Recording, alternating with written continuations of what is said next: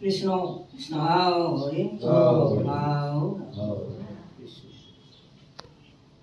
Ram Ram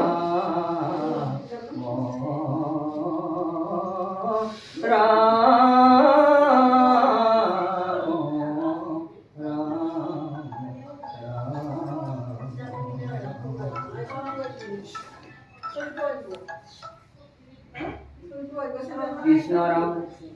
Krishna Ram, Krishna Krishna Ram, Jaya Jaya Ram, Krishna Ram, Krishna Ram, Krishna Krishna Ram, Jaya Jaya Ram, Krishna Ram, Krishna Ram, Hare Ram,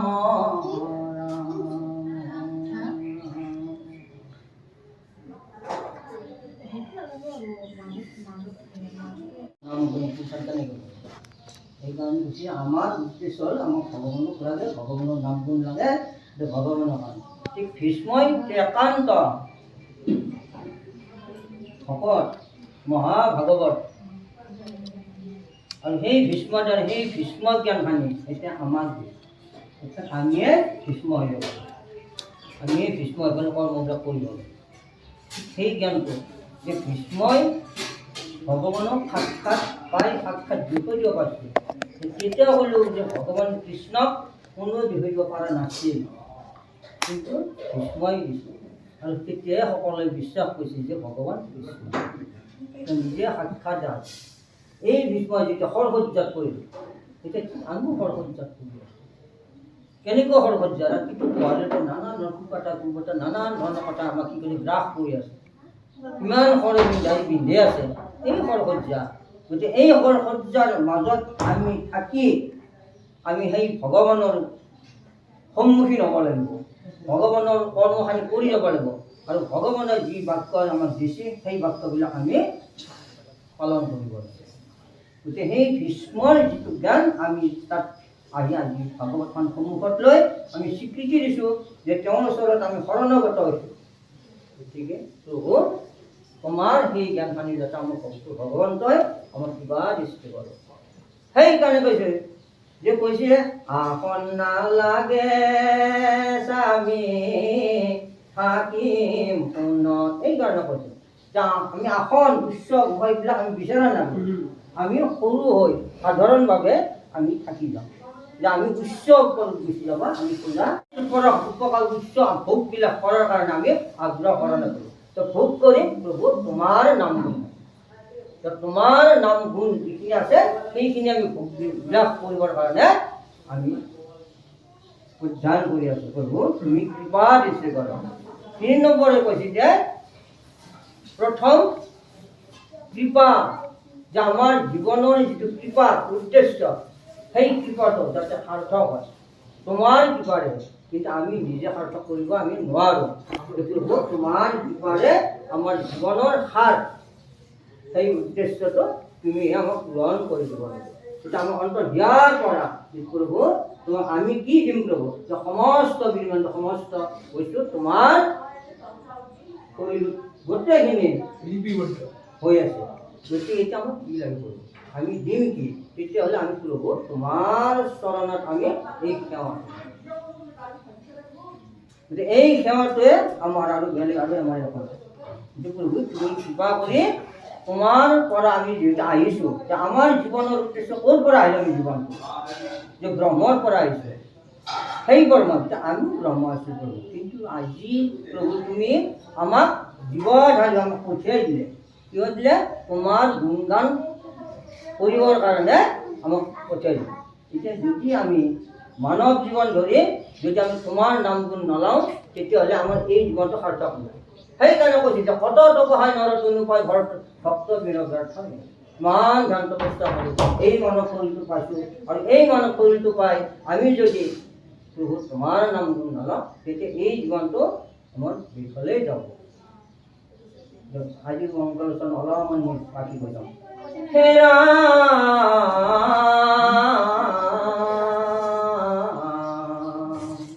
জয় জয় কৃষ্ণ কৃপা ময় মহেশ্বর, যার আজ্ঞাতিরে বহে ব্রহ্মা হরিহর। এটা 1 নম্বর কথা আহি গেল আমার, যার আজ্ঞা পালন করে ব্রহ্মা বিষ্ণু মহেশ্বর তিনু দেবতা। এই ত্রিদেবতার আর উদ্দেশ্য কৃষ্ণৰ কৃপা, আৰু কৈছে যে জগতৰ ঈশ্বৰ তেওঁ, আৰু তেওঁৰ কৃপাৰে ব্ৰহ্মাই সৃজন কৰে, আৰু এই সৃজন কৰা ব্ৰহ্মায়ো কি কৰি আছে? কৃষ্ণৰ আদেশ নিজ ইচ্ছামত কৰিব পাৰে। যি নেকি সংহৰণকৰ্তা, কিন্তু সংহৰণকৰ্তা ভাৰতটো দিলে ৰুদ্ৰৰূপ, সেই ৰূপ তিনিটা তোমাৰ কৰিব, সেই ৰূপ তিনিটা তুমিয়ে কৰি আছ, তুমি এক হৈ আছ। সেইকাৰণে ব্ৰহ্মা বিষ্ণু হৰ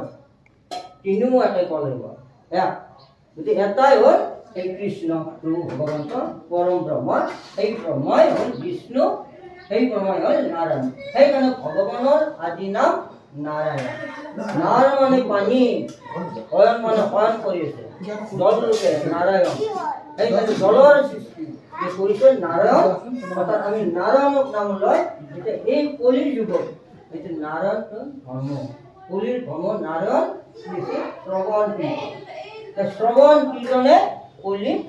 আমাৰ যিবিলাক কলিৰ নৰবিলাকৰ মহাপাপ, কোটি কোটি জন্মৰ পাপ, সেইবিলাক সংহাৰ কৰি হেৰা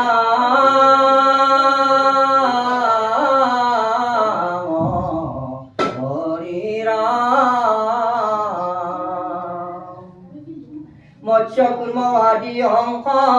অৱতাৰ যাৰ,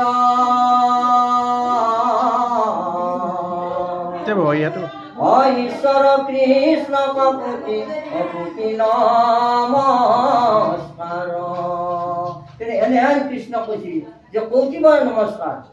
যাওঁতে খাওঁতে লওঁতে শুওঁতে ভ্ৰমণ কৰোঁতে সেই প্ৰভু কৃষ্ণৰ নামখিনি আমাৰ অহৰ্নিশে যোগ হৈ থাকিব। সেই যোগটো হ'ল গছৰ তলত বহি ঈশ্বৰৰ নাম লোৱাৰ কাৰণে কোৱা নাই, যে যোগ হ'ল হাতে কৰ্ম কাম আৰু মুখে হ'ল নাম। আমি মুখত অৰ্থাৎ কণ্ঠত উচ্চাৰণ হৈ থাকিব লাগিব ভগৱানৰ নামখিনি, এইটো যোগ হৈ থকাৰ বিষয়, যে ভগৱানৰ লগত সাক্ষাৎ আমি যোগ হৈ আছোঁ কণ্ঠত। এই কণ্ঠত উচ্চাৰণ কৰোঁতে আমাৰ শ্বাস প্ৰশ্বাস আহে। এতিয়া আমাৰ শ্বাস প্ৰশ্বাস এই 24 ঘণ্টাৰ ভিতৰত 4000 বাৰ শ্বাস প্ৰশ্বাস হৈ আছে, আৰু 4000 শ্বাস প্ৰশ্বাসৰ ভিতৰত আমাৰ প্ৰত্যেক শ্বাস প্ৰশ্বাসত ভগৱানৰ নাম ৰাম হৰি ৰাম হৰি ৰাম হৰি। তো এই শ্বাস প্ৰশ্বাসটো অহৰ্নিশে যাৰ চলি আছে, তেতিয়া আমাৰ যে আমি কওঁ যে মালা জপ কৰোঁ, মালা গন্তি কৰোঁ নামটো, এতিয়া আমাৰ মালাও নালাগে। এতিয়া যে আমি বুজিলোঁ যে শ্বাস প্ৰশ্বাসটোৱে আমাৰ আচল মালা। সেইকাৰণে হৰিৰ নামৰ মালা কণ্ঠত ধাৰণ কৰা। কণ্ঠত যদি এই মালাখিনি থাকে তেতিয়া আমি আৰু বেলেগ মালা আমি নহ'লেও হয়। কিন্তু আমাৰ যিটো ভক্ত সমাজ বা সজ্জনবিলাকে মালালৈ মালা জপ কৰে। গতিকে আমাৰ মালাডাল যে দুখৈ গ'লে যে মই জপ কৰিছোঁ হয় না হৃদয়ত, সেইকাৰণে নাম লোৱা তিনিটা সময় আমাৰ ঈশ্বৰৰ ওচৰত গুণগান খালি আমি ডাঙৰ ডাঙৰ কৈছোঁ আনো খুজি কিবা কৈছোঁ এইটো বাৰ্ষিক বুলি কয়। উপাংশ এটা আছে। উপাংশটো হ'ল যেনে আমি ভাবিছিলোঁ মুখেদি বস্তুৱে লৈছে বিবাহ লৈছে এনেকৈ বস্তু পায় উপাংশ। সেইখিনি যে ধানতে কৰি আছে অলপ মুখতে বস্তুটা লৈছে বিবাহ লৈছে কৰি আছে গুণ কৰি আছে উপাংশ। আৰু হাৰ্দিকটো হিয়াৰ মাজত তাত কোনো বস্তু অন্তৰ যিটো সেইটো শ্ৰেষ্ঠ বুলি কৈছে। শাস্ত্ৰ কৈছে শ্ৰেষ্ঠ হাৰ্দিক। হাৰ্দিকটো অন্তৰ যি বস্তু অহৰ্নিশে তেওঁ জপ কৰি আছে এইটো শ্ৰেষ্ঠ বুলি কৈছে। এই তিনিটা গুণেৰে আমি ঈশ্বৰক আৰাধনা কৰিব লাগে। অলপ মংগলো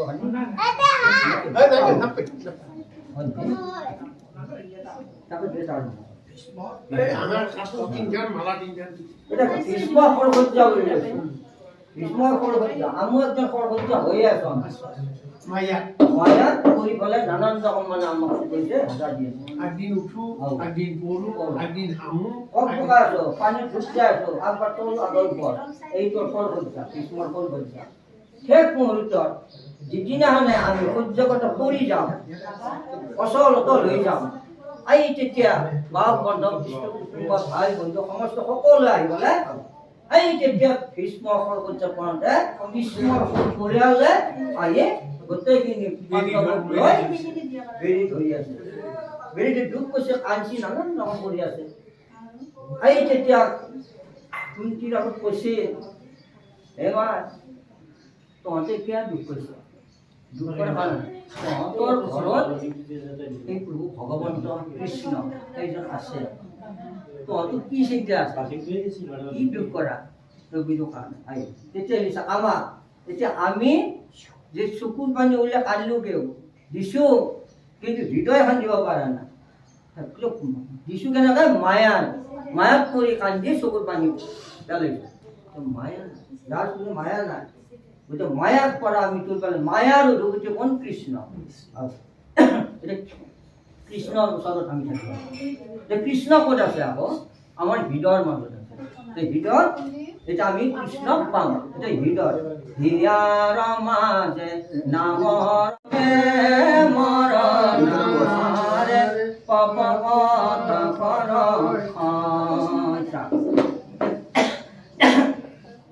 গতিকে হিয়াৰ মাজতে আমাৰ ভগৱান আজি অন্তৰ আছে। এই বিষ্ণু আমাৰ হিয়াৰ মাজত আছে। ঠিক তেনেকুৱা ভীষ্ম এই দেহটো এতিয়া এই দেহটো কুৰুক্ষেত্ৰৰ যুদ্ধখন 18 দিন এই কুৰুক্ষেত্ৰৰ যিদিনাখনি ভীষ্ম শেষ তেতিয়া যুদ্ধ শেষ। তেনেহ'লে আমাৰ কুৰুক্ষেত্ৰৰ ধৰ্মক্ষেত্ৰই কুৰুক্ষেত্ৰ অৰ্থাৎ এই শৰীৰটো দেহটো আমাৰ কি আছে ধৰ্মক্ষেত্ৰ। কিন্তু এই ধৰ্মৰ মাজত আমাৰ দেহটো আছে কুৰুক্ষেত্ৰ। যদি কুৰুক্ষেত্ৰ এটা যুদ্ধ কৰ্মযুদ্ধ এতিয়া আমাৰ যুদ্ধখন হৈছে কৰ্মযুদ্ধ। যিখন কুৰুক্ষেত্ৰ য'ত টাঙান টঙান জাতি জং লৈ পেলাই যুদ্ধ কৰাটো বুজোৱা নাই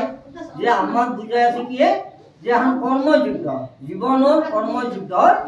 আমাৰ ভগৱানৰ নামৰ লগত এতিয়া আমি ভগৱানৰ নামৰ লগত আমি জড়িত হ'লে যুদ্ধ কৰিব লাগিব জয় পৰা যায়। সেইকাৰণে আমি আত্মাক মুক্তি দিয়াৰ কাৰণে এই জীৱনটো সাৰ্থক কৰাৰ কাৰণে আমাৰ আয়ুসটো কি কৰিব লাগিব তাৰ পৰা আমি বেছি কৰিব লাগিব তেতিয়া অৱস্থিত হ'ব। গতিকে আয়ুস বৃদ্ধি পালেও অমৰ বুলি ক'লে কোন আছে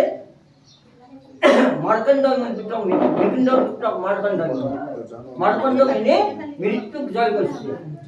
তেনেহ'লে আমিও ঠিক মৃত্যুক জয় কৰিব লাগিব তেতিয়াহে কৃষ্ণৰ নামে। এতিয়া ভীষ্মই কৃষ্ণক সাক্ষাৎ পাইছিল আৰু ভীষ্মই কৃষ্ণৰ কথাটো মানুহক সকলোকে বিলাই দিব পাৰিছিল আৰু ভীষ্মৰ কথা সকলো মানি ভগৱান কৃষ্ণক ঈশ্বৰ জ্ঞান কৰিছিল। এতিয়া সেই ভীষ্ম সৰসজ্জা এতিয়া আমিও সৰসজ্জাত আছোঁ। হৰাম পুত্ৰ হত্যা পাত কৰিয়া যুধিষ্ঠিৰ মাধৱৰ প্ৰভুহে নহৈল মন স্থিৰ অধিক বুলন্ত কৰি কৃষ্ণক বিষাদ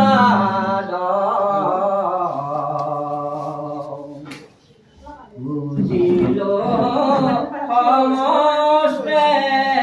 তোমাৰ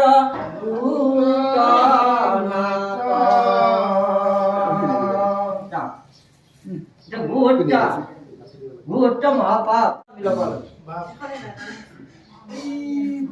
আচল ভকত গৰখীয়া হিচাপে আমি আহ্বান কৰিছোঁ 5 বছৰীয়া আহিছোঁ গতিকে শৰাইঘাট নীতি সিহঁতসকলক খাব দিব পাৰিনে কৈছে পাৰিব নহয় আচল মূলধনটো আছে বাবু লাঠিকেইডাল চাইডে চাইডে থৈ দিয়া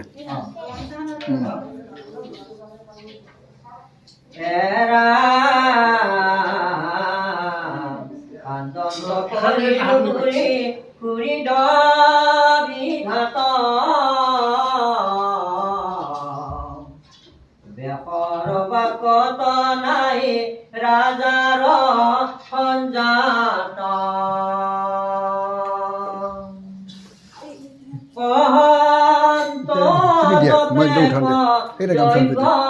যোগ প্ৰায় চিত নাই শান্তি তথাপিতো নৃপতিৰ চিত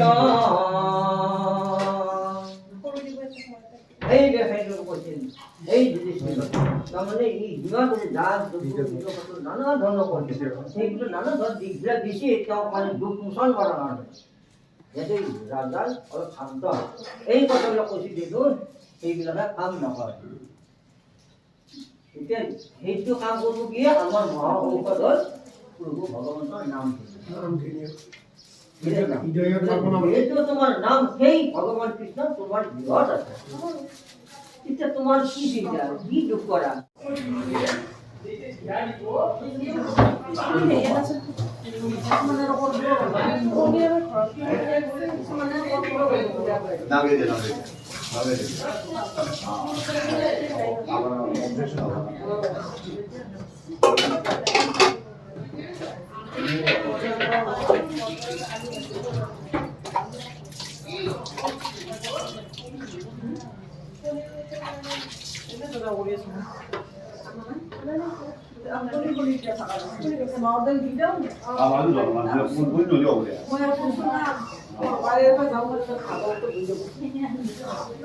তুমি আলু লৈ আছো সেইটো খাবার দে আলু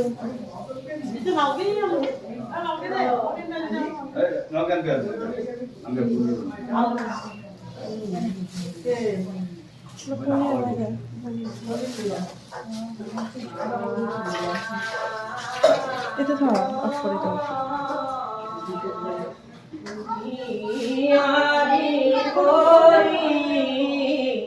নারী হবে বইলা লরি মহাভাগবত ভীষ্ম তথা আছে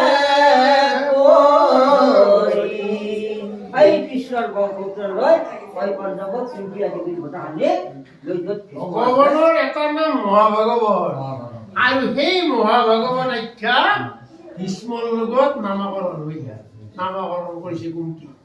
যে য'ত মহাভাগৱত আজি সমাধিস্থলত আছে তাতে আমি যাই তেওঁৰ পৰা অশেষ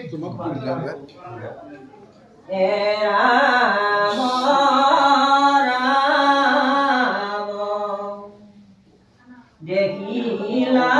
ভীষ্ম হৰসজ্জাত আসন্তে যেন পুৰন্দৰ পট ভৈলা স্বৰ্গ ভন্তে সেই অমৰাৱতী যেনে সিংহাসনত বহি পেলাই থাকে ঠিক তেনেকুৱা যে পুৰন্দৰ পাঠ ভৈলা স্বৰ্গহন্ত এই ভীষ্মৰ সৰসজ্জা ঠিক তেনেকুৱা যে ভীষ্মৰ যে সৰসজ্জাত আছে যে ভীষ্ম কোনো কষ্ট পোৱা নাই দেখাত মানে বেছি বিন্দিতে জনাইছে ভীষ্ম আৰু বেত্ৰাহুৰো সেইটো কথা আছে বেত্ৰাহুৰো তাৰ গুৰুত্ব নহয় বিক্ষিপ্ত মনত ৰখা উচিত তেওঁৰ নামত যিটো জীৱন সমৰ্পিত কৰা যায় যিকেইটা দিন থকা যায় তাৰ যাতে বিভ্ৰান্তি নাহে সেইকাৰণে পুনঃ তেওঁৰ ওচৰত গোপনে নিবেদন কৰিছে তেতিয়া এই মুহূৰ্তটো হ'ল ঘৰৰ পৰা হাতে নিমন্ত্ৰণ দিছে বাপজনে তাকে যাব লাগিব নিগেলো নহয় বেয়া পাব গোটেই আহি পেলাই হয় বহি এই জুচিও বহি ঘৰত কি চিন্তা নহয় এই এহানি কৰিব লাগিছিল সেনেকুৱা এই ঠাণ্ডা কৰি থাকোঁতে সময়খিনি পাৰ হা নহয় এইটোৰ মুহূৰ্ত মন সেনেকৈ বহি আছে আৰু এজন কৈছে একাগ্ৰ মন যিখিনি কথা কৈ আছে সেইটো মন দি শুনি নিজৰ গাৰ কাপোৰ পৰি গৈছে ক'ব নোৱাৰে মাতছি যিটো গম পোৱা একাগ্ৰ মন তেওঁ এই ভগৱত খানি শুনি আছে আৰু এজনে নিৰুদ্ধ মনে যি তেনে নিজ দেহৰ কথা পাহৰি সেই নিৰুদ্ধ মনেৰে সতংগ ৰজাই দুই দণ্ডত তেওঁ মুক্তি পাইছে সেই সতংগ ৰজাই তেনে আমাৰ মুহূৰ্তৰ তেওঁ মহাধাৰ্মিক মহাগুণী জ্ঞানী শক্তিশালী ভাগৱত এজন ৰজা আছিল সেই সময়ত এই দেৱতাবিলাকক এই অত্যাচাৰ কৰিছে নানা ধৰণৰ অত্যাচাৰ কৰে থাকিব নোৱাৰে ইন্দ্ৰ নামি লগা হ'ব পলাব লগা হ'ব তাত উপায় নাই এই নহয় নেকি বোলে কিয় বিষ্ণুৰ গোটাই 33 কোটি দেৱতা ব্ৰহ্মা আদি কৰি গোটাই চব গুচি গ'ল বিষ্ণুৰ ওচৰত সেই বিষ্ণু কৈছিল দেখি কাৰণ মোৰতো ৰাচি যোৱা পতংগ ৰজা চাওকচোন ভগৱান জানিয়ে কথাটো যাতে ওলাই আহে গতিকে সেই ৰজাজনক ওচৰত যাই কোৱাগে যে যুদ্ধ বিগ্ৰহৰ কাৰণে আমাৰ যুদ্ধ অসুৰবিলাকে বহুত অৱদান ঘটাই আছে আমি থাকিব পৰা নাই এতিয়া সেইবিলাকক বাহিৰ কৰি দিয়া কি কৈ কেনেকৈ আমি এতিয়া হ'লে নহয় গতিকে প্ৰভু আপুনি যাব লাগে আমাৰ ওচৰত তেতিয়া যদি তোমালোকৰ ওচৰত তেনেকুৱা হৈছে তেতিয়াহ'লে মই যাম কিন্তু ইন্দ্ৰ মোৰ বাহন হ'ব লাগিব ইন্দ্ৰ যেতিয়া বাহন হোৱাৰ কথা ক'লে ইন্দ্ৰ হ'ল দেৱতাৰ ৰজা তো মনুষ্যৰ বাহন কেনেকৈ হয় এটা লাজু কথা হ'ল সন্মানটো বিধিছে কিন্তু বাকী দেৱতাবিলাকে কৈছে নহয় মহাৰাজ এতিয়া লাজ কাজ বাদ দিয়া অৰ্থাৎ আমি জয় হ'ব লাগে গতিকে আজিৰ বাহন হ'বই লাগিব নহ'লে আমি আমাৰ ৰক্ষা নাই এই তেতিয়া ইন্দ্ৰৰ বাহন এই সতংগ ৰজাৰ বাহন হৈ পেলাই সেই বাহনেদি যুদ্ধ শেষ কৰি চব দমন কৰিলে দমন কৰাৰ পিছত বাকীবিলাক শান্তি আহিল শান্তিৰ পাছত দেৱতাবিলাকে বুজিছিল কথাটো যে মহাৰাজ ইন্দ্ৰ মহা কাম কৰিব আজি সেই ইন্দ্ৰস্থান যে বৰ দিব খুজিলে হয় কিন্তু মই থাকিম কেইদিন এতিয়া বৰটো ভোগ কৰিব লাগিব নহয় নাথাকিম তেতিয়াহে বৰে কাম দিব তেতিয়া মহাৰাজ মাত্ৰ আৰু দুদণ্ড সময় আছে এই দুদণ্ড সময় গোটাই এৰি থৈ তই একদম সিদ্ধা মানে মন্ত্ৰ কৰি আহি পেলাই এক ধ্যান এক মন এক চিত এক ধ্যানে ঈশ্বৰ উপাসনা কৰি সেই দুদণ্ড 45 মিনিট দুদণ্ড 45 মিনিট গতিকে এই 45 মিনিটৰ ভিতৰত তেওঁ মুক্তি পালে সেইটো দিব বিচাৰে তেনেহ'লে ঠিক পৰীক্ষিতো তেনেকুৱা 7 দিন 7 ৰাতি পৰীক্ষিত 7 দিন এই ভগৱান আমিও এই 7 দিন 7 ৰাতি এইবাৰ 7টাই দিন আমাৰ জীৱনৰ 7টাই দিন এই 7 দিনতে আমি আহিব লাগিব এটা বাৰত এই 7 দিনৰ প্ৰতিৰূপ আমাৰ ৰিজাৰ্ভ সবাই লিখব ইয়াত ৰবৰ উপায় নাই পৰীক্ষিত মুখ কথা দ্বাদশ স্কন্ধৰ কৃষ্ণৰ চৰণে ভনে কৃষ্ণৰ কিংকৰ প্ৰথম স্কন্ধৰ পৰা দ্বাদশ পৰ্যন্তে কহিলাৰ যত মুনীন্দ্ৰ মহন্তে সেই পৰীক্ষিৰে 7 দিন ভগৱত শুনিছিল পোকে আৰু পৰীক্ষিত মুক্তি হৈ গৈছিল এই 7 দিন ঠিক তেনেকুৱা আমিও পৰীক্ষিত আমাক পৰীক্ষা কৰি আছে যেনেকৈ সোণ জুইত দি পুৰি আমি সোণ পৰীক্ষা চাওঁ যে এইটো আচল সোণ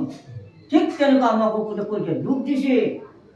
সেই দুখ ভঞ্জজনে ঈশ্বৰৰ নাম গৈ আৰু সেইটো তেওঁ মুক্তি আৰু যি বস্তু বহুত অট্টালিকা বনো আনন্দ কৰিছে সেই আনন্দৰ ভিতৰতো যিয়ে ঈশ্বৰক ভাবি আছে সেইটো মহা আনন্দ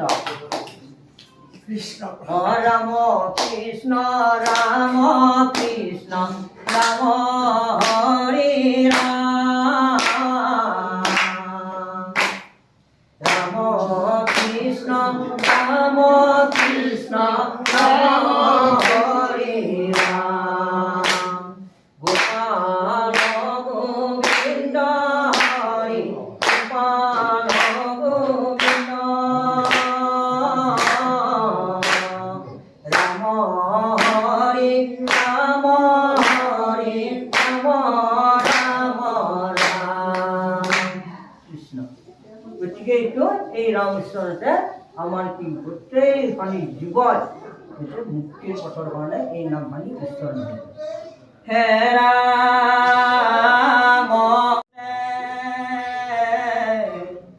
যেন পুৰন্দৰ পাত হইল স্বৰ্গন্তে যত দেৱ ঋষি ৰাজ ঋষি ব্ৰহ্ম ঋষি নাৰদ প্ৰমুখে কইতে অমুই মিলিলা হৰি এই ৰাজ ঋষি মহাঋষি এই ডাঙৰ ডাঙৰ ঋষি বিলাকৰ চব নামি আহি চব এই ভীষ্মৰ কলপূজাৰ কাষত ভীষ্মক আগত ৰাখি গোটেই কৃষ্ণৰ পৰিয়াল সকলোক লৈ তাত বহি গৈছে য'ত ভগৱান বিষ্ণু উপস্থিত তাত আর বেলেগ আর ওই ঠিক নরে নরে এটা সব আই গেছে হে রাম অব্যাহ পুক বশিষ্ঠ প্রমুখে ঋষি রাজ ভীষ্মৰ আগত বহি মাতিলা মাজ এই সৰ্বত কৰি আছে আৰু চালিবকে চব এই ৰাজনীতি আদি কৰি যায় মহামা ঋষিবিলাক চব মানে আছো কৃষ্ণৰ বংশ পৰিয়াল গোটেই আইফল গোটেই হানি কৰি গ'লে তাত এইটো ভীষ্মৰ পিনে চাই আচ্ছা প্ৰভু চব ইয়াৰে লিখনিৰ মাজতে এটা কথা বাহিৰ হৈ আছে আধা পাই গৈছে আধাটো আৰু আনি দিয়া চাওক ভীষ্ম আজীৱন জিতেন্দ্ৰীয় গুৰু ব্ৰহ্মচৰ্য ব্ৰত তেওঁ পিতাকৰ সুখৰ কাৰণে ৰাজ্য নললা বিয়া নকৰালে এখন দেৱব্ৰতত ভীষ্ম বুলি ভগৱানে স্বীকৃতি দিলে কিন্তু সেই ভীষ্মই মৃত্যুৰ দিনা তেওঁ সন্তান নাই স্ত্ৰী নাই একো নাই জগতৰ ভগৱান আদি কৰি বিশ্ব ব্ৰহ্মাণ্ডৰ যোগী ঋষি তাতে যাই খবৰ লৈছে কিন্তু আমি ভাবো কি কেতিয়াবা গোপনে যে আমাৰ ইমান টকা পইচা হ'লে ইমান ল'ৰা ছোৱালী হ'লে আমাৰ বিপদৰ দিনা আমেৰিকাত লৈ যাব এনেকুৱাকে অমৃত ফল খুৱাব এনেকুৱাকে সহায় হ'ব মৃত্যুৰ দিনা আহিবা লগা ল'ৰাইও মেছেজ দিব যাব নোৱাৰো অসুবিধা তাতে কামটো কৰক এতিয়া এটা ভীষ্মৰ প্ৰতি সন্তান নাই সেই সন্তানো ৰজা পিতৃ সেই পিতৃ কি গংগা বিয়া কৰিছে গংগাকো বিয়া কৰাৰ কথাটো হ'ল গংগাই কৈছিল যে মোক বিয়া কৰালে মোৰ যি সন্তান হয় গোটেইখিনি সন্তান মোক দিব লাগে ৰজাই ভাবিলে দেখোন যে গোটেইখিনি মোৰ কি হ'ব এইটো ভীষ্মৰ পৰিচয় এই ভীষ্মক ৰাখি দিব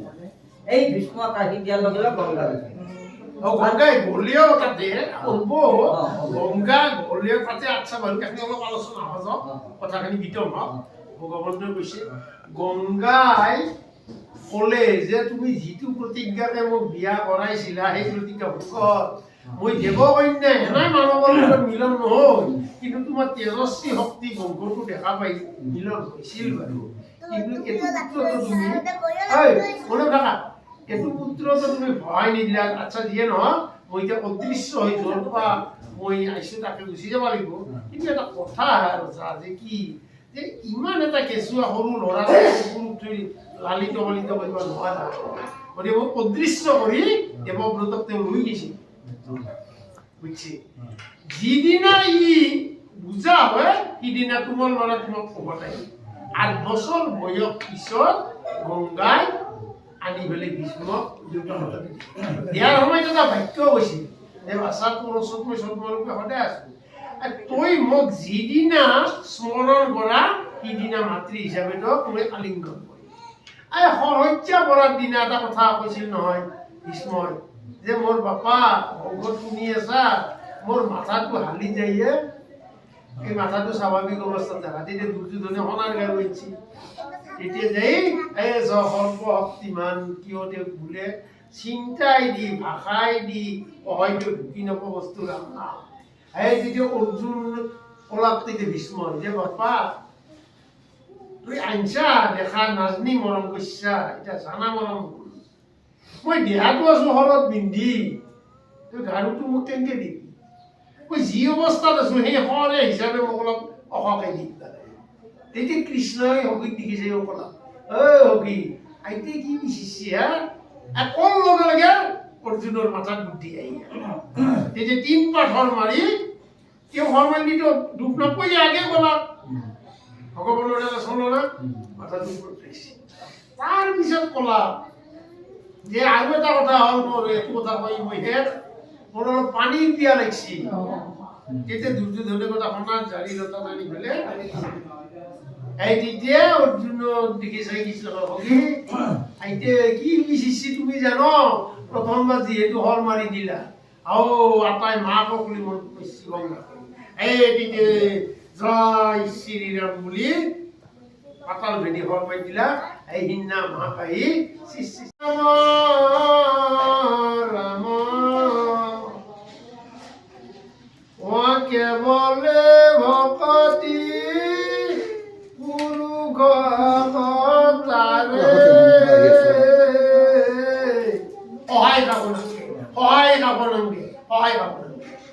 যদি নিষ্ঠাৰে আপুনি তেওঁক বুঝবা পাইছে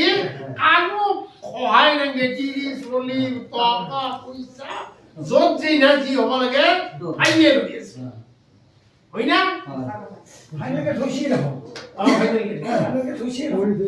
ভীষ্ম নিচিনা পুত্ৰ, এতিয়া মই জ্ঞানটো যে ভীষ্মৰ নিচিনা পুত্ৰ, শান্তনুৰ পুত্ৰ হে ভীষ্ম। ভীষ্মৰ পুত্ৰটো সেনে জ্ঞানী পুত্ৰটো যে আমি বিচৰিব লাগিব নহয়,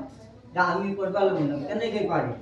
সেই ভীষ্মৰ নিচিনা পুত্ৰ যে হয় সেই জ্ঞানটো এতিয়া আমাক ভাবি যে আছে। এতিয়া এই পুত্ৰটো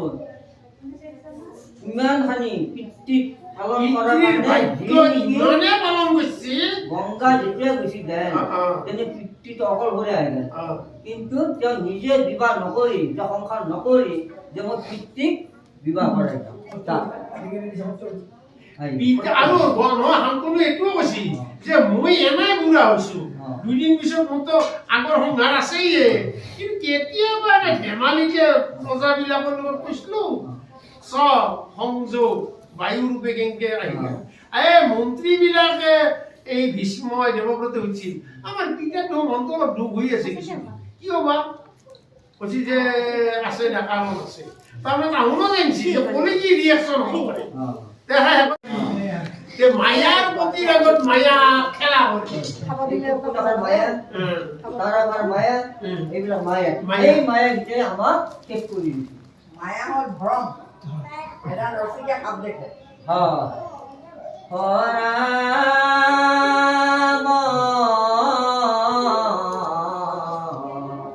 ভীষ্মৰ অৱস্থা দেখি হলতো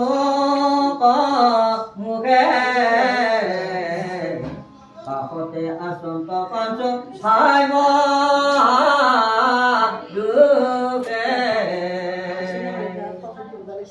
এইটো কাষতে আছে সেই পঞ্চম আছে, পঞ্চম বাৰতে সেই ভগৱান কৃষ্ণ আছে কাষতে। যেনে ভগৱান আছে, যেনে আমাৰ ভগৱান যিমান দূৰত আমি বিচাৰিছোঁ, কিন্তু বিজয় নাই গোটেই ওচৰত মান কোন আছে? ভগৱান। আচ্ছা চাওকচোন, আপোনাক খবৰ দিয়া প্ৰভু আমাৰ গাঁৱত 100 বছৰৰ পিছদিনা পানী মহন্ত বাপ তেওঁ যেতিয়া ৰান্ধনীটো এৰি গেল, আজি ৰাতি যি সকলো দেখিছো ওলাকাই মোক হনু বুলি মাতে, হনু তেওঁ ৰান্ধনীটো বোলে গুচি গৈছি, তুই ইয়াৰ এনাই যাব লাগে মুগৰ দালি আপনি যে আৰু কম মানুহ কলা কাষা লৈছা যাচোন কেনেকে ঈশ্বৰে যে পালন কৰে এখনি দিয়া মই বাটে বাটে ভাবি দিছোঁ যাই কি প্ৰভু এখনি কথা কম ভাবিছি কম যাই পাইছোঁ পাই পেলাই মোক কৈছোঁ প্ৰভু আইছা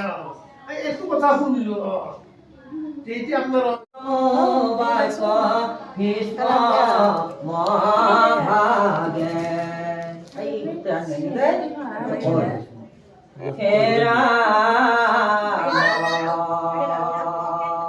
হাওয়াও কুঞ্চি তোমাকে কৰো হেড পাণ্ডুৰ মৰণে দুঃখ পাইলায়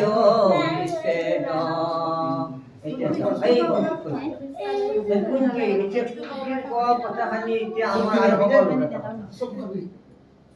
কুঞ্চি ইমান ধৈৰ্য কুঞ্চি ইমান ধৈৰ্যশীল কুঞ্চিয়ে যি কষ্ট সন্তান সৰুতে তাৰ পিতা মৰি গেল আৰু ইমান কষ্ট তাৰ মাজত খুজি মাগি আনি ডাঙৰ কিমান ধৈৰ্য হৈছে ইমান দুখ পাইছিল সেই দুখ মাতা কুঞ্চি মায়াৰ কৰ্ম কৰি গ'লে মায়াতে বান্ধ খাই আকৌ পুনৰ মৰি মৰি ইয়াতে জন্ম লৈ ইয়াতে এটা অজাপ ধৈৰ্য্যশালীৰ কথা মনত পৰি ক'ব পাৰি নে চকচকে ভাগৱত লৈ আনো আদি যাব তাৰপৰা যে ৰামায়ণ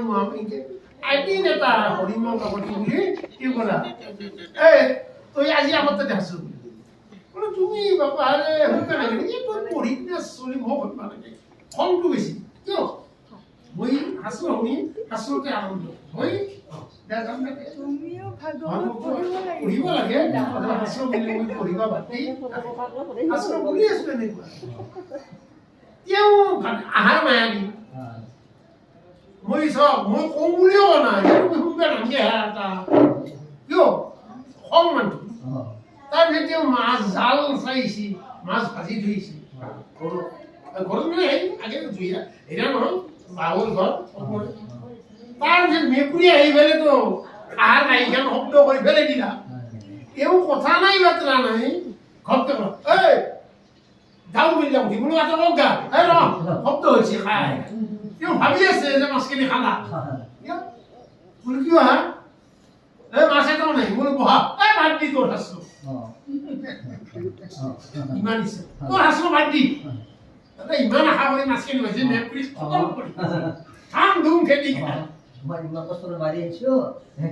ভাবটো দাদাই মোক মনটো মানুহৰ সেইকাৰণে মনটো প্ৰথম সুন্দৰ তাৰ সুন্দৰ আছে ভাগৱত নপঢ়ে আজি নুকুৰা দাদা ঘৰত এটা বিপদ কিহৰ বিপদে আজি মাৰা লাগা মই নমৰিম তুই নমৰিবি এষাৰ কথাই মই ভালে দিছে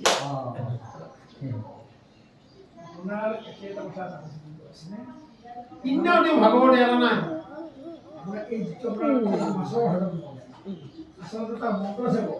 এই ভাজা মাছতে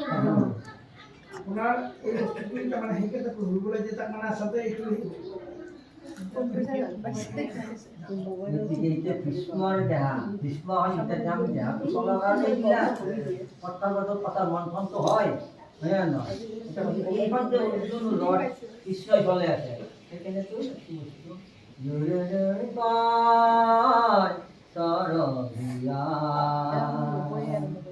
পুহিলো কাতৰে জগত চাৰি তোমালোকত যাওঁ আগবাঢ়ি পথৰ যাত্ৰী আমি গৰজিলে সৰগে গহীন ঘূৰে নাই নাই কত অন্ধনিৰতিৰ অন্ধবিশ্বাসত চলে মানৱৰ জীৱন অন্ধনিৰতিৰ অন্ধবিশ্বাসত চলে মানৱৰ জীৱন জ্যোতিপ্ৰসাদ না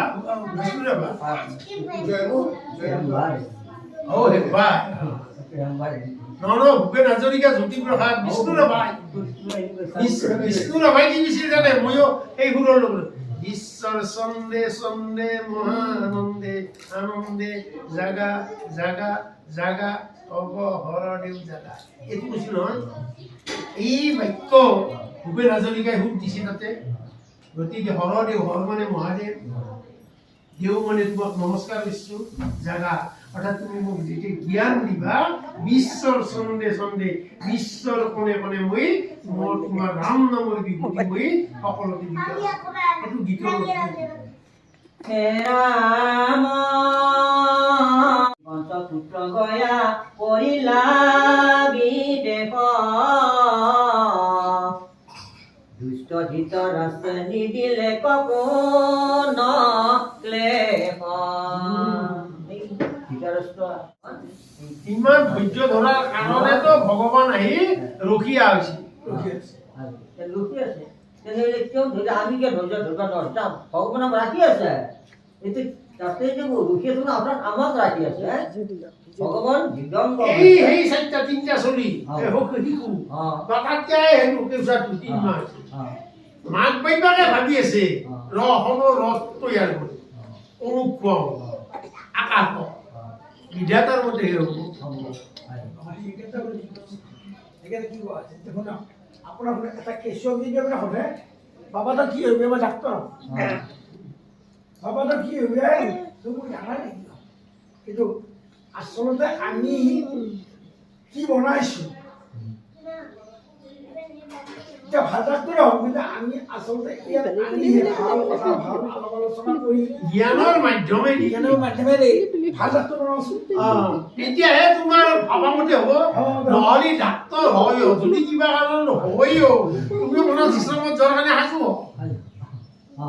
এতিয়া ডাক্তৰ আৰু আইএছ অফিচাৰ অনাথ আশ্ৰমত বুঢ়া বুঢ়ী কাকে থয়,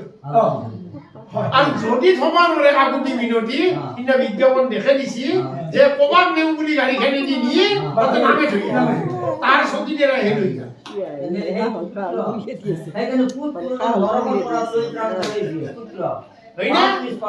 পালন কৰা পিতা,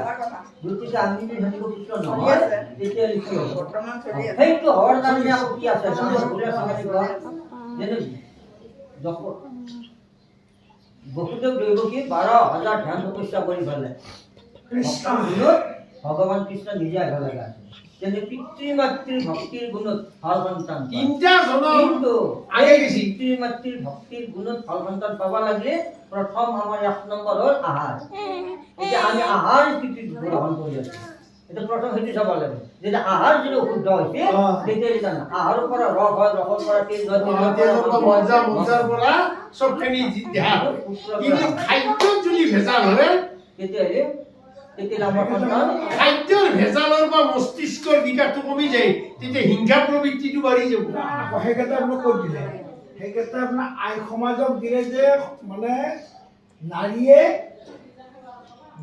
ধ্বংসকাৰী নাৰী সৃষ্টি সেইকেইটা দিছে। আপুনি কি অমৃত আপোনাৰ অমৃত আমি আপোনাৰ আইসকলে যদি বনাব পাৰে সেই অমৃত আমি কিবা বেলেগ শুদ্ধভাৱে সেই আইসকলে যে অমৃত বনালা এতিয়া সেইবিলাক তাতে লাগে। বাক্য চাওকচোন, এতিয়া ক'ব গ'লেতো বিপদে হ'ব।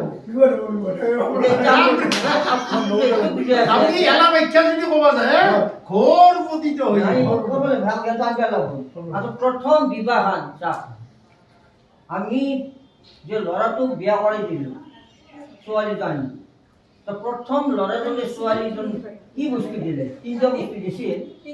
কি বস্তু দিলে? সেই 3টা বস্তু পালন কৰিছিল না? যদি পালন কৰা নাই তেতিয়াহ'লে আমাৰ সংসাৰৰ নিজে নিষ্ফল। প্ৰথম আমাৰ সিন্দুৰ ফটাটো দিছিল। আচ্ছা, দ্বিতীয়তে কি কৈছে? ৰিহাখন দিছে। আমাক উৰণি সান, আজিৰ উৰণি নাই। এতিয়া তেনে 3টা বস্তু নাই, ৰিহা নাই, সেই উৰণি নাই, সেই ফুট নাই। কাপোৰ ফুটটো কি হ'ল? আমাৰ এটা বাহ্যিক ফুট।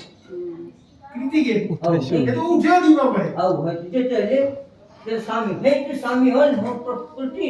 চিহ্ন। সেই আইটোৰ স্বামী 2জন, স্বামী 2টা। স্বামীৰ কাৰণে আপুনি শুনক, আকৌ চাওক আমাৰ সকলোৱে আমাৰ আপোনাৰ স্ত্ৰী পুৰুষ অঁ সৃষ্টিকাৰী অঁ সৃষ্টিকাৰী আপোনাৰ আমি সকলো আত্মাই আমাৰ সকলোৰে স্বামী সেইজন অঁ তাকে জগতৰ স্বামী আমি শিৰৰ স্বামী মই কৈ থাকোঁ এই স্বামী দুজন দুটা স্বামীৰ আমাৰ বাহ্যিক স্বামী হ'ল যিটো প্ৰথম সত্য দিছে এইটো বাহ্যিক কেইদিনমানৰ আৰু যিটো পৰম ব্ৰহ্ম স্বামী সেইটো ক্ষীৰত লৈছে আচ্ছা সেই সত্যটা আজি নাই কেউ উঠিছে তাক কি গৈছে এটা বেলেগ ফুটা নিবৰ লগে আকৌ গুচি আৰু চাবলৈ কি কৰে ফটো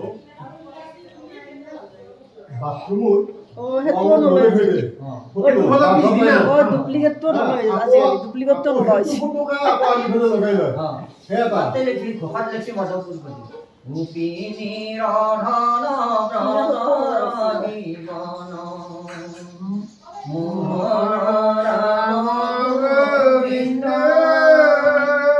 পৰম সাদৰে গিৰে তুলে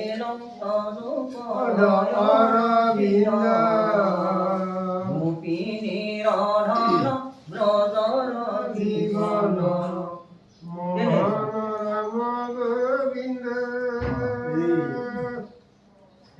এই স্ত্ৰীজনে সেইকাৰণে আমাৰ পুৰুষ স্ত্ৰী ধৰে আছে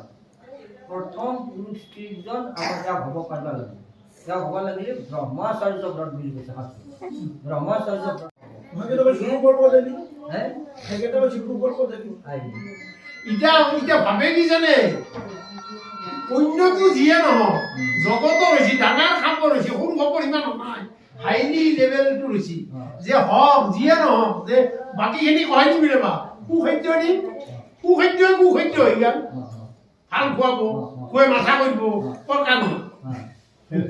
আৰু কিবা ভাগ্যৰ প্ৰাৰব্ধ কৰ্মত যদি হয়ও আপুনি যে ক'লা ডাক্তৰ ইঞ্জিনিয়াৰ সি আগে আপোনাৰ যত্ন বলি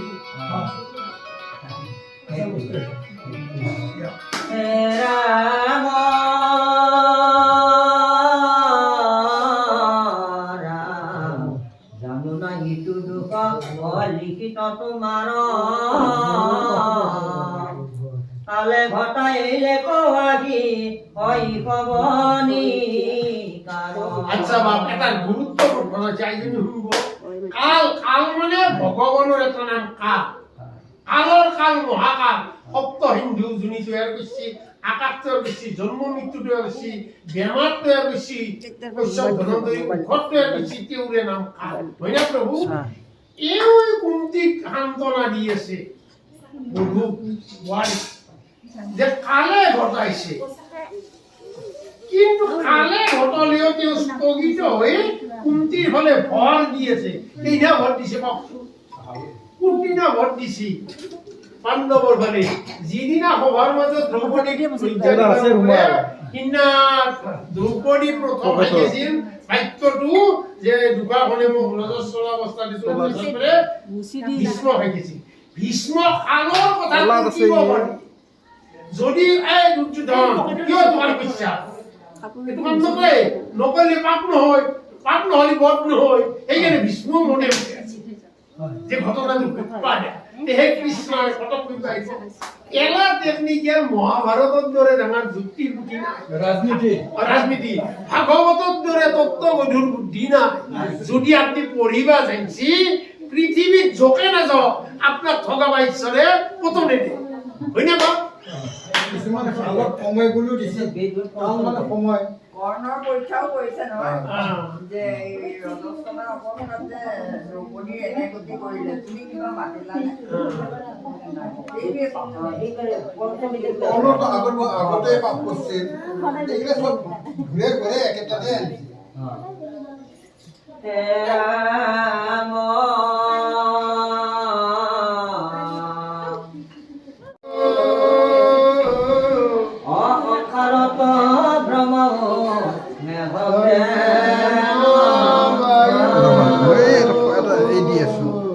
আপগ্ৰেড দিয়েছে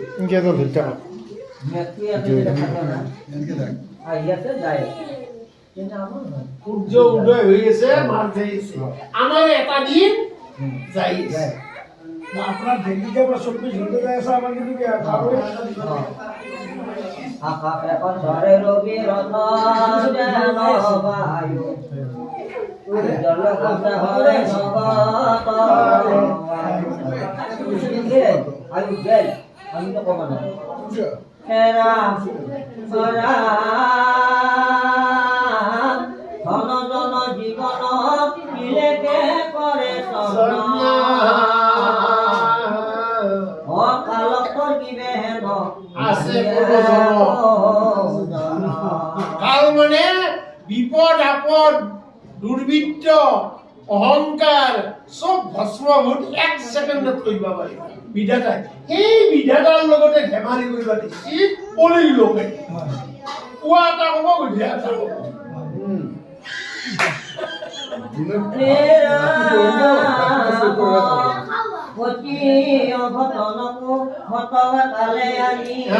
অতি অঘটন মনত ৰাখিব পৰমাত্ম জয়ী গুণা হবে প্ৰাণী গাড়ীখন বৰ বাহাদুৰি মাৰি লৈছিলো যাওঁ কোন মুহূৰ্তত চাকা খুলি পেলে আপোনাক পতিত কৰে সেইটো ভগৱন্তে জানে সেইকাৰণে কিবা এটা বস্তু আহৰণ কৰাৰ লগে লগে পাৰিব নালাগে কিন্তু ধৰে নাপাৰো বুলি হৈ পাৰে নে অহংকাৰটো দূৰ কৰিব লাগে নাপালিতো শিকবাই নৰব নতুন বস্তু শিকব কেনেকে পাৰিব লাগিব রাম জৈত ধর্ম রাজা গঙ্গা পানি বিপুদর ধনঞ্জয় যথাৎ পরম হরিদ কৃষ্ণ জৈতে হবাহর দেখি অসুধ কিন ও কথা তো পদ হল মত ডাঙৰ ডাঙৰ বীজবিলাক আছে তাতে তাতে মহাবিপদ তেনে কি কৰিব পাৰে আচ্ছা এইটো কথা ভাবি লওক তেওঁ শান্তিমণিৰ পুত্ৰ গুৰুৰ পঞ্চজন্য শংখ তৈয়াৰ কৰাৰ কাৰণে মূৰ দৈত্য মধু দৈত্য বধ কৰি পঞ্চজন্য শংখ তৈয়াৰ কৰিছে কৰি পুত্ৰ ঋণ খুজিছে মৰা যে যমৰাজাই তথাপিও কিছুমান বিধিৰ লিখন তেওঁৰ প্ৰতি অগাধ বিশ্বাস যেতিয়া বিধিৰ বিধান কিছুমান কাটি দিয়ে নহয় তাৰমানে কাটে কিন্তু সৰ্পত গলে দি যাব লাগিছিল গলে দি গেলে গলটো খত বুলি মই গলে দি নিলে ভৰি দি নিব পাৰে ভৰিখন কৰা হ'লেও চলি থাকিব পাৰি একেবাৰে মই সেইকাৰণে যে প্ৰশ্ন কৰিছিলোঁ মই যে অতি ভক্তি মানুহবিলাকৰ কষ্ট বেছি হয় বেছি হয়। পাণ্ডৱ কষ্ট দি কিছুমানৰ প্ৰমাণ চাই যেতিয়া পাণ্ডৱৰ তাহতো বেলেগে সমালোচনা কৰিব পাৰে কৃষ্ণ যদি ঘৰত আছে অমুক আছে মাজে মাজে কৈছি দুৰ্বাসাৰ সাগৰণ্য কৈছি বিপদত তেওঁ কৈছি বিহল মাৰুদেৰ দিনা কৈছি যতুগৃহৰ দিনা তেওঁ জুইগুড়াত পানী গৈ দিছি কিন্তু আকে দিনা এক মুহূৰ্ততে আপোনাৰ ৰাজা কেনেকে বনে আৰু আমি ভাবা উচিত নহয় ইমান ত্যাগ কৰিছো ইমান তোমাৰ নাম কৈছো আমাৰ নচুকটো আব্ৰাহাম আমাৰ তো গৰুটো মৰি গেল সেইটো আমি যদি গেছি যিয়ে নকৰক ৰাস্তা বিশাল খাই গেল যদি আইছি সেয়ে নহয় আপোনাৰো ঠেং কাটা এই বিশ্বাসটো অন্তৰ সেইকাৰণে বিশ্বাসে আজি মোৰ বিশ্বাস নহ'লে যায় যায় এটা কথা আছে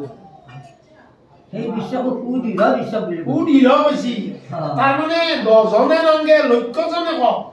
বলি ৰাজাক নিজৰ গুৰু গৈছিলে ধান তুলিলো কিয়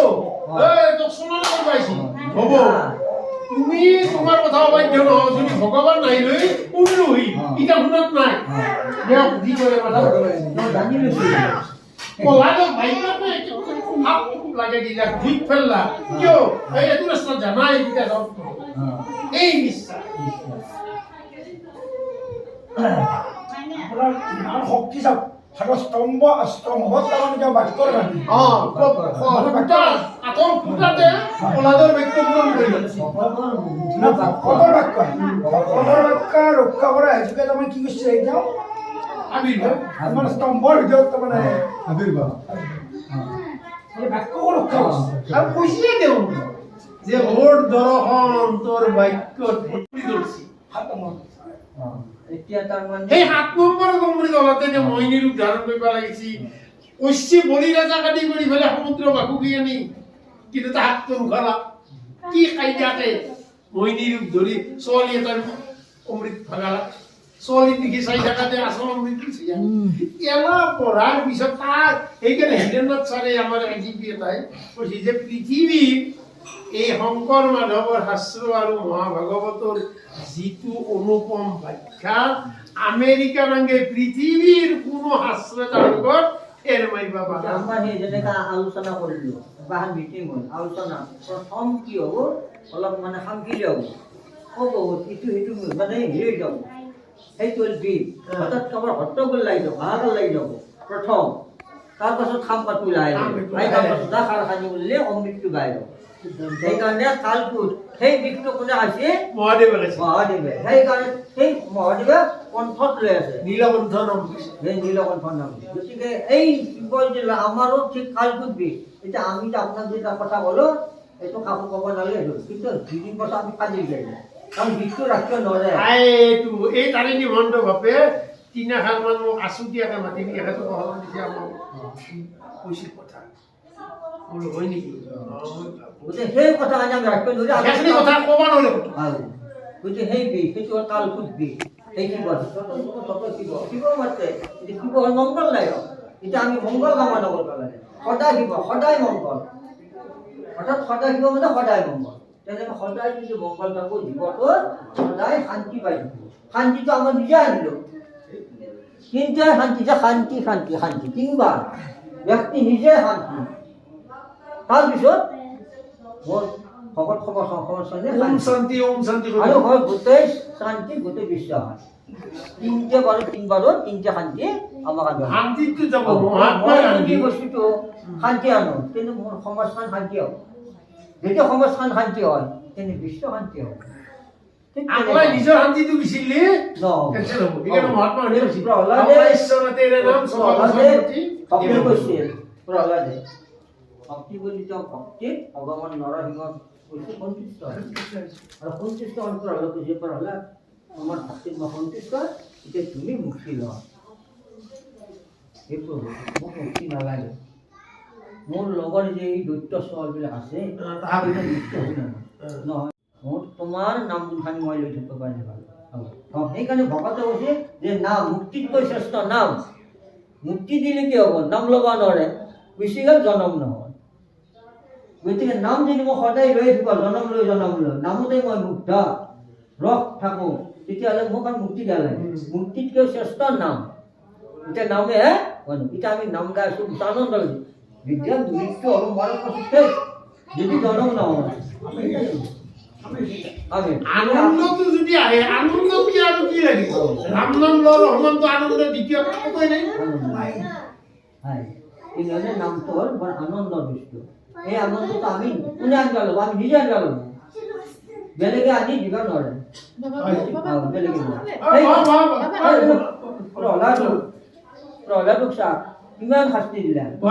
লাষ্টত শাস্তি দিছে লাষ্টত উপায় নাই নহ'লে কাৰণে পাছত কি নাক পাখাই মাৰিব লাগে নাক পাক কি নাক পাখাই মাৰিব অৰ্থাৎ পানীৰ এনেকুৱা তেওঁ বুজাই আছে জ্ঞান দিলে আৰু এতিয়া সেই বস্তুকেইটা আমাক লাগে সেইকাৰণে ভগৱানে চাৰিটা বস্তু দেখুৱাইছে আমাক শংখ চক্ৰ গদা পদ্ম এই চাৰিটা বস্তু আমাক ভগৱানে দেখুৱাইছে তাৰমানে এতিয়াতো ড্ৰয়িং আৰু কিন্তু শংখ ক'ত ফুকবত মঠ মন্দিৰ নাম হৰি কীৰ্তনত শংখ ফুকবত শংখ ফুকৰ লগায়ো ওম শব্দটো গাই ৰ'ব ব্ৰহ্মা বিষ্ণুক স্মৰণ কৰে ওম এনে সুন্দৰ শংকৰ ধ্বনি বৰ সুন্দৰ যেনে আমাৰ মুখখন শংখ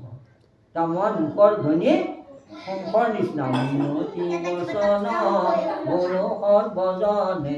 শুনিও হাসৰে আপোনাৰ কুশলে চোৱাগে দেৰি তেনে স্বামীৰ দ্বিতীয়তে শংখ চক্ৰ চক্ৰ লৈ দেখুৱাইছে চক্ৰবত কৃষ্ণই কি কৈছে দৈত্য দানৱ বসুৰাক্ষ কাটিছিল সংগ্ৰাম কৰিছিল ই চক্ৰ সুদৰ্শন চক্ৰ সু মানে ভাল দৰ্শন মানে চোৱা সুদৃত এই সুদৃঢ় সুদৰ্শন চক্ৰ আমি ভালভাৱে চালি সকলো দৈত্য মানে বেয়াবিলাক আহাৰ হৈ যাব ভালবিলাক লৈ যাব এই হ'ল সুদৰ্শন চক্ৰ 3 নম্বৰ আছে গদা লৈ দেখুৱাইছিল গদা হিমে 80 মহিনা গদা লৈ একদম খুবে মানে সংগ্ৰাম কৰি গৈছিল সেই গদা আমাৰ জ্ঞান গদা জ্ঞানেদি মানুহক বস কৰিব পাৰে মাৰি ধৰি কাটি গালি পাৰি মানুহক ভাল কৰিব নোৱাৰি জ্ঞান দি জ্ঞানী দিয়া বসাব আৰু 4 নম্বৰটো হ'লা পদুম ফুল পদুম ফুল ফুটে কয় বোকাত সেই বোকা পানীত সেই পদুম ফুটি ক'ত থাকে বোকাত নাথাকে ওপৰত থাকে তাত মানে কোনো মল কোন একো নালাগে সংসাৰখনত ভাল বেয়া মানুহ বহু আছে এই মাজতে কি যে আপোনাৰ মহাপুৰুষ জন্মি আছে সেইকাৰণে কৈছে এ হৰি নাম সৰোবৰৰ পদুম কলে শ্ৰীমন্ত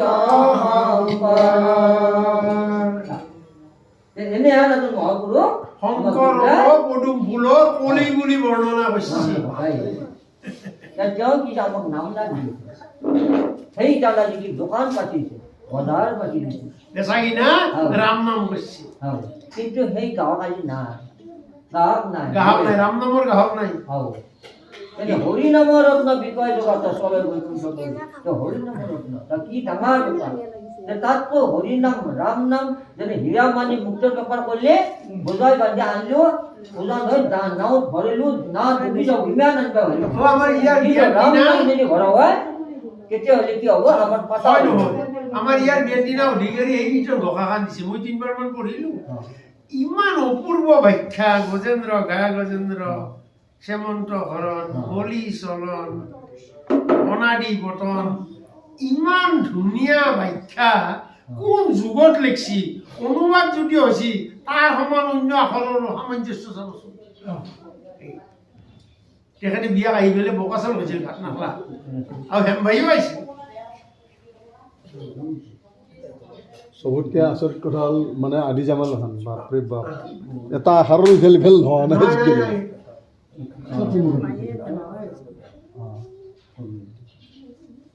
অশুনা সভা সদ পদ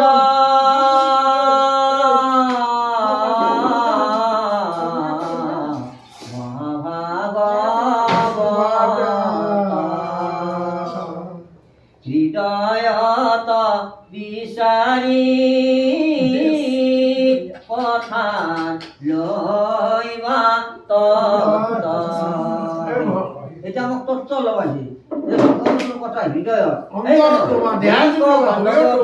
যিজনে কৰয় হৰি কীৰ্তন সমস্ত শাস্ত্ৰৰ তত্ত্ব জানিলে জানা কীৰ্তন তত্ত্বটো জানো গল্প এটা গল্প হিচাপে এটা আমাক বুজাই আছে এই বুজোৱা কথা আনি তত্ত্ব কি এতিয়া তাক তত্ত্ব আনিহে গম ল'ব লাগে তত্ত্বটো কি হিচাপে আমাৰ দেহাটোত সোমাই আছে সেইটো বস্তুক আমি কেনেকৈ জানিব পাৰোঁ তেতিয়া দেহাৰ জ্ঞানটো এই ফুল জ্ঞানটো এইটো দেহা সোমাব হে ৰাম ই শাস্ত্ৰত কহে দেৱ